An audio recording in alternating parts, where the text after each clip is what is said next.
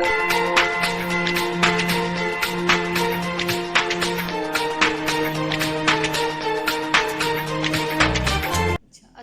students, this is my second lecture. I am your chemistry teacher.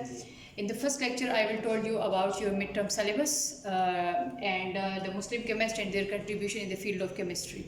So in this lecture I will told you about the word chemistry, that basically the word chemistry is come from. So if you look at the history, so the word chemistry is basically come from it is also found in the European language, and it is also found in the Arabic language, that is alchemy.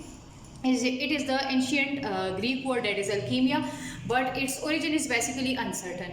The Egyptian, but some people know, or some scientists or Muslim chemists told that it is basically the Egyptian word, that is chemia, and chemia mean the blacklist. Blacklist word is given to the chemistry because the dark rich soil of the Egypt. So basically it deal with the collection of atoms such as molecule, crystals and metals. In the first lecture I will told you about that basically in chemistry we study about the matter. So matter is composed of tiny particles that are known as atoms, and how atoms are combined together with each other and how they form molecule, what are their specific composition, what are crystals and what are metals. And the first lecture I will told you a detailed description of metals, that what are metals. So let's come to the definition of chemistry. In the definition of chemistry, the most important thing is the matter.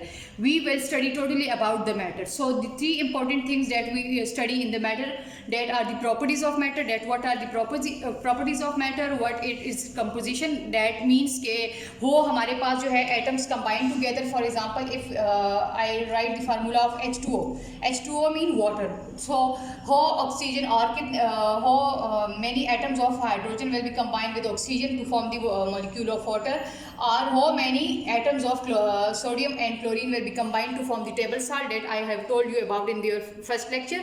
So composition mean कि हम इसमें जो है ratio देखते हैं कि हमारे पास कितने एटम्स की रेशियो होती हैं, और वो बेसिकली हमारे पास जो है कितनी स्पेसिफिक रेशियो में कंबाइन होकर हमारे पास जो है कौन सा कंसर्न कंपाउंड बनाते हैं. नेक्स्ट वन इज जो है इसमें हमारे पास जो है structure of matter. Structure of matter means कि हमारे पास जो है इंटरनल स्ट्रक्चर मैटर का क्या है, कितने टाइनी, जैसे मैंने आप लोगों को पहले ही बता दिया कि the basic and tiny particle of the matter is atom. So atom की हमारे पास मजीद जो है सब एटॉमिक पार्टिकल्स होते हैं, that are electrons, protons and neutrons. So these are the basic components or the basic subatomic particles of the matter. So इसमें हमारे पास जो है तीन चीज़ें आ गई, प्रॉपर्टीज हो गई हैं, कंपोजिशन हो गया and then structure of matter हो गया. The last one is the changes in matter. Changes in matter mean there are different state of matter. As all of you know that matter also found in the solid state, it is also found in the liquid state, and it is also found in the gaseous state. So these changes in matter, how these changes occur in matter, and what are the principle and what are the laws that study these changes. कि हो हमारे पास जो है matter में ये changes होती हैं, कैसे जो है मैटर का लिक्विड स्टेट कन्वर्ट होता है इनटू सॉलिड स्टेट में, और कैसे हमारे पास सॉलिड जो है वो लिक्विड में कन्वर्ट होता है, या फिर लिक्विड जो है वो हमारे पास गैसियस में से कैसे आता है, या फिर गैसियस को दोबारा जो है मैंने आप लोगों को फर्स्ट लेक्चर में बताया था distillation process, that was basically the heating and cooling process. उसमें क्या था कि फर्स्ट ऑफ ऑल हमने क्या किया था, liquid state was converted into vapours and then that vapours will be cooled down and they are again converted by the process of condensation into the liquid state. So इसमें हमारे पास जो है changes हमारे पास बेसिकली जो है matter में यही होते हैं. लेकिन इसके लिए फिर हमारे पास जो है केमिस्ट्री में डिफरेंट लॉज है, डिफरेंट प्रिंसिपल्स है कि हो ये चेंजेस जो है मैटर में किस तरह जो है वो टेक प्लेस होते हैं. आप लोग आगे चैप्टर्स में पढ़ेंगे, that is your chapter number 6. इसमें हमारे पास है Charles law and Boyle's law, that was basically related to state of matter. So ये हमारे पास जो था डिफिनेशन था, कि डिफिनेशन हमारे पास क्या है. अब आप लोगों की बुक में जो है कंसर्न पेज पे आप लोग देख सकते हैं कि basically definition of chemistry was the study of matter, its property, its composition, its structure and the changes that occur in the matter, and that laws and principle that governs these changes. ठीक, तो ये हमारे पास जो था definition था, और हमारे पास जो था सबसे पहले मैंने आप लोगों को जो है इसका ओरिजिन बताया, but its origin was uncertain. तो ये हमारे पास जो था बेसिक डिफिनेशन था. इसके बाद हमारे पास जो है the chemistry field is very wide, so it is categorise into different branches. So इसकी डिफरेंट ब्रांचेस हमारे पास आएंगे कि हमारे पास जो है बेसिक ब्रांचेस केमिस्ट्री के कौन कौन से हैं. उसमें हमारे पास डिफरेंट फील्ड ऑफ स्टडीज होते हैं. Then because under one topic और अंडर वन फील्ड ये हमारे पास हमारे लिए इम्पॉसिबल है कि हम इतने सारे वाइड टॉपिक्स को जो है इसमें एक ही टॉपिक के अंदर जो है उसको कवर कर सके। सो इसलिए हमारे पास जो है वो डिफरेंट ब्रांचेस है और इसके बाद हम जाते हैं ब्रांचेस पे। Now we will be discuss the branches of chemistry। अब हम branches पे आएंगे। इससे पहले हमने जो था वो definition of chemistry जो था वो किया था। definition of chemistry में हमारे पास क्या था, properties था, composition, structure and changes in matter था। Now branches of chemistry, there are different fields of study in chemistry।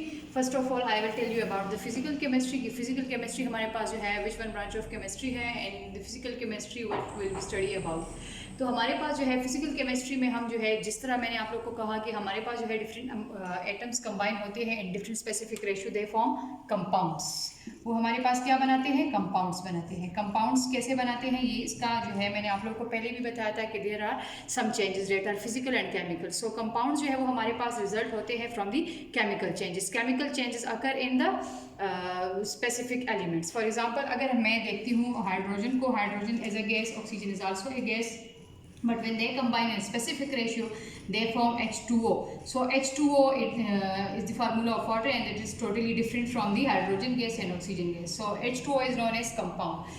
so in physical chemistry we studied about the physical properties of H2O and chemical changes that occur in the H2O। physical properties mean के हमारे पास जो है water की appearance क्या है, जैसे water has no color, water has no odor and water is also tasteless। इसका जो taste हमारे पास होता है water का that is because of the dissolved gases in water। so इसका हमारे पास जो है ये हमारे पास है physical properties। chemical changes इसमें कैसे आते हैं कि how chemically water combine with the other compounds। for example हम कहते हैं कि जैसे हमारे पास जो होता है आपके घरों में भी यूपीएस की जो बैटरी होती है फॉर एग्जांपल, उसमें हमारे पास जो इलेक्ट्रोलाइट्स बनाते हैं, तो इलेक्ट्रोलाइट्स का हमारे पास मेथड क्या होता है कि उसमें हमारे पास वाटर मॉलिक्यूल भी होते हैं and there are specific amount of acid. Basically हमारे पास जो है केमिस्ट्री में क्या होता है, केमिस्ट्री में हमारे पास मेजर जो कैटेगरीज होती है कंपाउंड्स की, there are acids, bases and salts. या तो वो एसिड्स होंगे या वो बेसिस होंगे या फिर वो सॉल्ट्स होंगे। सो इलेक्ट्रोलाइट्स की मैं बात कर रही थी। इलेक्ट्रोलाइट्स में हमारे पास जो है वाटर कंबाइन होता है विद डिफरेंट इलेक्ट्रोलाइट्स। इलेक्ट्रोलाइट्स हमारे पास वो होते हैं जो मोल्टन स्टेट में हमारे पास इलेक्ट्रिसिटी को कंडक्ट करते हैं। सो इसमें स्पेसिफिक अमाउंट ऑफ इलेक्ट्रोलाइट्स जब डाला जाता है तो इसमें केमिकल चेंजेस क्या होती हैं, इसकी आयनाइजेशन होती है। Ionisation will be studied in your chapter number 2। इसके लिए जो है परेशान होने की जरूरत नहीं है, इंशाल्लाह डिटेल से हम पढ़ेंगे। तो फिर हमारे पास क्या होता है, इसमें केमिकल चेंज जो है ड्यूरिंग हमारे यूपीएस की बैटरी में केमिकल चेंजेस क्या आते हैं वाटर मॉलिक्यूल में, स्ट्रक्चर में। इसके व्हाट इज हाइड्रोजन बॉन्डिंग है, हमारे पास हाइड्रोजन बॉन्डिंग क्या है, जैसे हम कहते हैं कि NaCl is dissolve in water या sugar is dissolve in water. So what is the basic procedure behind that solution, क्योंकि इसमें हमारे पास क्या होता है, उसमें बेसिकली हमारे पास हाइड्रोजन बॉन्डिंग बनता है and that is the chemical change. ठीक, देन हमारे पास जो है organic chemistry. Next branch of chemistry is organic chemistry. हमारे पास जो है मेजर कैटेगरीज कंपाउंड की जो है डेट आर ऑर्गेनिक या फिर वो इनऑर्गेनिक होते हैं। अब ऑर्गेनिक कंपाउंड्स हमारे पास कौन से होते हैं, ऑर्गेनिक कंपाउंड्स हमारे पास वो वाले कंपाउंड्स होते हैं जो टोटली बेस्ड करते हैं ऑन कार्बन स्केलेटन। इसमें जो मेजर कंस्टिट्यूएंट होगा that will be carbon and hydrogen. Majority जो बॉन्डिंग होंगी इसमें कार्बन टू कार्बन होंगी और कार्बन टू हाइड्रोजन होंगी। ये कोई हमारे पास रिस्ट्रिक्शन नहीं है कि इसमें हमारे पास दूसरे एलिमेंट्स नहीं आ सकते। किसी में हमारे पास ऑक्सीजन भी आ सकता है, नाइट्रोजन भी आ सकता है, बहुत सारे और भी आ सकते हैं, लेकिन हमारे पास जो मेजर कंस्टिट्यूएंट्स है ऑर्गेनिक कंपाउंड्स की that are carbon and hydrogen. So carbon skeleton इसमें हम बेसिकली जो है वो स्टडी करते हैं, इसका मैकेनिज्म क्या है, किस तरह हमारे पास जो है ऑर्गेनिक कंपाउंड हो, organic compounds are formed and what are their basic reaction. हमारे पास जैसे पहले भी मैंने आप लोगों को बताया था, आप लोग पहले स्टडी कर भी चुके हैं कि there are various type of chemical reaction.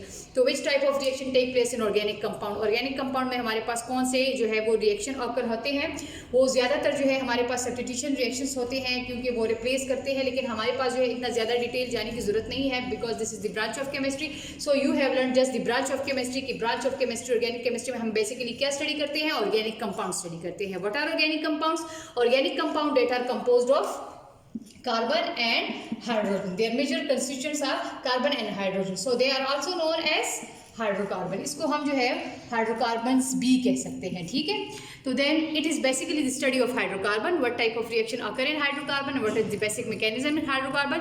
सो इसमें हमारे पास ये स्टडी होती है। So next come to the inorganic chemistry. अब ये हमारे पास टोटली डिफरेंट होगी फ्रॉम इनऑर्गेनिक कंपाउंड, क्योंकि हमारे पास मेजर कंस्टिट्यूएंट वहाँ पर कौन सा था, कार्बन एंड हाइड्रोजन था।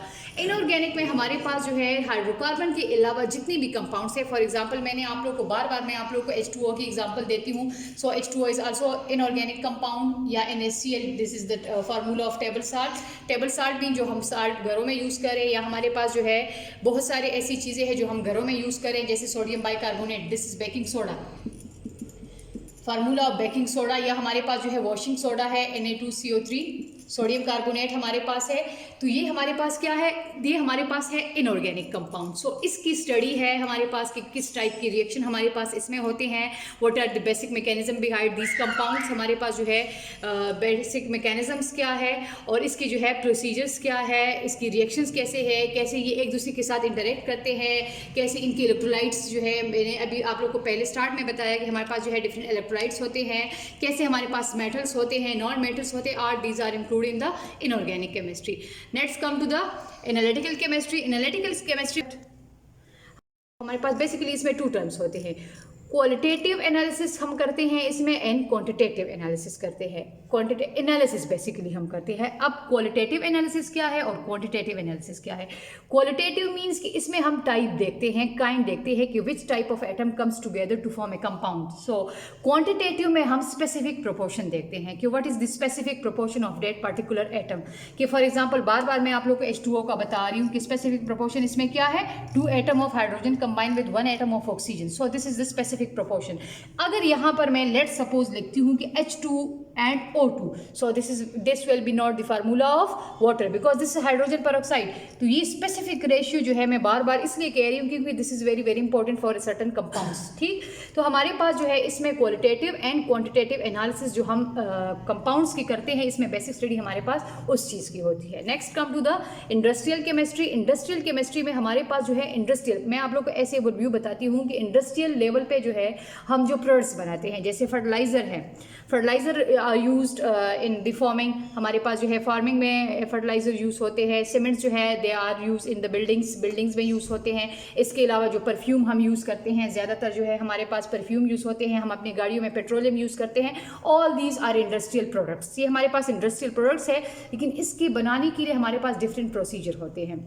इंडस्ट्रियल लेवल पे कौन कौन से प्रोसीजर फॉलो होते हैं कि ये इंडस्ट्रियल प्रोडक्ट्स हमारे पास जो है कैसे प्रिपेयर होते हैं और कैसे, क्योंकि ये एज इट इज़ हमारे पास नहीं आते। सीमेंट बनाने के लिए डिफरेंट प्रोसीजर फॉलो होंगे, फर्टिलाइजर बनाने के लिए डिफरेंट प्रोसीजर फॉलो होंगे। हमारे पास जो है कॉस्मेटिक की जो चीज़ें होती हैं, या हमारे पास परफ्यूम अगर हम यूज़ करते हैं, जैसे साबुन हम यूज़ करते हैं, आजकल जो है हम सैनिटाइजर यूज़ करते हैं, तो डिफरेंट प्रोसीजर हम फॉलो करते हैं उस चीज़ को यूज़ करने के लिए। तो इंडस्ट्रियल केमिस्ट्री में बेसिकली डेट प्रोसीजर, उस प्रोसीजर को हम देखते हैं कि कौन सा प्रोसीजर फॉलो किया जाता है और कौन सा प्रोडक्ट्स हमारे पास आ जाता है, ठीक। तो आज के लेक्चर के लिए इतना ही। इसके बाद हमारे पास और भी 3 ब्रांचेस है। अभी इसके बाद मैं आप लोग को नेक्स्ट लेक्चर में जो है वो 3 ब्रांचेस बताऊंगी। ब्रांचेस ऑफ केमिस्ट्री, इससे पहले लेक्चर में मैंने आप लोग को 5 ब्रांच ऑफ केमिस्ट्री के बारे में बता दिया था इंट्रोडक्शन उसका। नेक्स्ट हमारे पास जो ब्रांच है that is the nuclear chemistry. कि what is nuclear chemistry? Under nuclear chemistry we study this is basically study of the nucleus, that nucleus of the atom. So because हमने बार बार मैं आप लोगों को बता रही हूँ कि chemistry is basically the study of matter, and matter हमारे पास कंपोज होता है टाइनी पार्टिकल की, that is atom. So atoms के अंदर जो हमारे पास न्यूक्लियस होता है, so it is basically the study of nucleus जो है। इसमें हम न्यूक्लियस की स्टडी करते हैं, किस तरह जो है particle that are present in the nucleus such as proton and neutrons. हमारे पास जो है जो particle that are present in the nucleus that are proton and neutrons, how these particle comes together and how these particle form a nucleus, and what is nuclear fusion and different radiation हमारे पास जो है nucleus से कैसे होती हैं। तो all these are studied in the field of nuclear chemistry. So next one branch of chemistry is the biochemistry.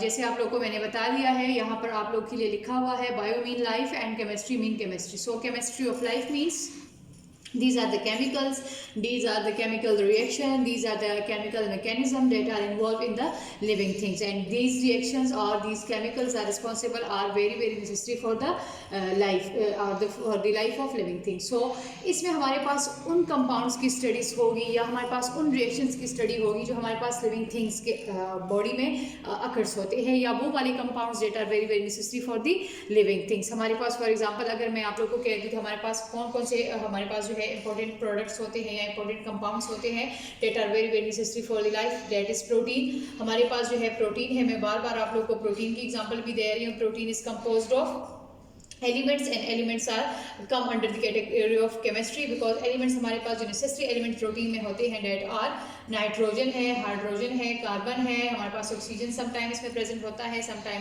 There is a sulphur present in the protein. So all these elements combine in specific ratio and by different bonding and form the protein. So protein is necessary constituent of the living organism. तो इसमें हमारे पास वो तमाम compounds जो है वो study होते हैं जो लिविंग बॉडीज के लिए या हमारे पास जो है एनिमल एंड plants के लिए very necessary होती है. The next one or the last one branch in your book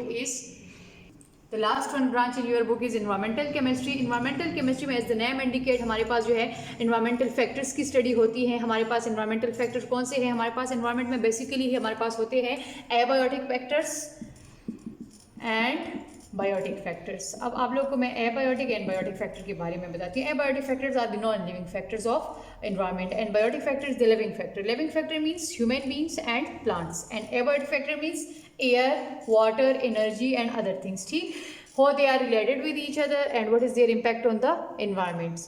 So इसमें हमारे पास जो है स्टडी बेसिकली क्या होती है? Air, impact of air environment, impact of water on environment, impact of energy on environment and इसके अलावा human activities and what are their impacts on the environment. So इसमें हमारे पास एनवायरमेंटल केमिस्ट्री में हमारे पास क्या स्टडी होता है?